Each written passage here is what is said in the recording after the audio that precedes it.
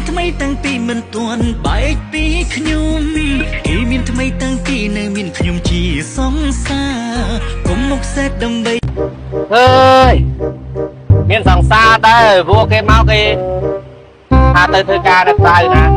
ឡូវមកទាំងមកតែឯងចាប់មកអញទៅសង្សារខ្ញុំអូហ្នឹងហើយនេះតើសួរលេងអូននេះវាគេសង្សារថ្មីខ្ញុំសង្សារថ្មីហើយចុះបង